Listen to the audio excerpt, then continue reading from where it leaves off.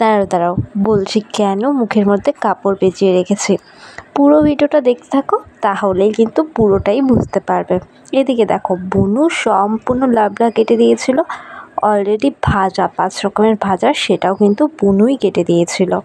তোমরা তো সকলেই জানো যে আজকের অমাবস্যা ঠিক কতটা ভালো। তো ইচ্ছে ছিল মাকে সিদ্ধভোগ করেই দিয়ে দেবো, কিন্তু চট করে মাথায় এলো যে চলো একটু খাটনি করলে মাকে সুন্দর করে সাজিয়ে গুছিয়ে কিন্তু খাওয়া দিতে পারবো।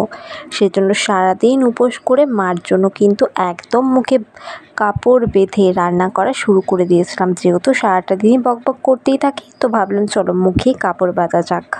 যাই হোক, আর কোনো ক্লিপ নেওয়া হয়নি তেমন করে। এবার ভাবলাম যে চলো সন্ধ্যাবেলা আবার ভিডিওটা নতুন করে স্টার্ট করলাম। এদিকে দেখো, মাকে জবা ফুল আর বেলপাতার মালাটা কিন্তু পরিয়ে দিলাম আমি নিজের হাতে। দেখো, সত্যি বলতে বাড়িতে অনেক ঠাকুরেরই কিন্তু পূজা করা হয়, কিন্তু আমি যদি বলি যে আমি সব থেকে কোন ঠাকুরকে বেশি বিশ্বাস করি, তাহলে আমি বলবো আমার মাকেই আমি বেশি বিশ্বাস করি।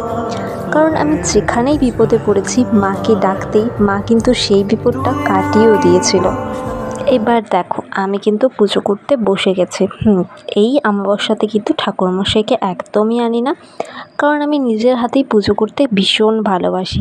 হ্যাঁ, সেজন্যই আমি নিজের হাতে পুরোটা করে ভোগ রান্না করে দেন কিন্তু আমি পুজোটা পুরো নিজের হাতেই কমপ্লিট করি। হ্যাঁ, তেমন করে হয়তো মায়ের মন্ত্র আমি হয়তো ঠিকঠাকভাবে জানি না, তবে যতটুকু জানি সেটা দিয়েই মায়ের মন থেকে পুজো করি। এইদিকে দেখো, আমার কিন্তু আরতিও করার প্রায় শেষের পথে। মায়ের পুজোটা না আজকে করে ভীষণ তৃপ্তি পেলাম, কারণ আমি এত কাজ করার পর যদি মন থেকে আমি পুজোটা ভালো করে করতে না পারি, তাহলে সত্যি বলতে আমার অনেক মন খারাপ হয়।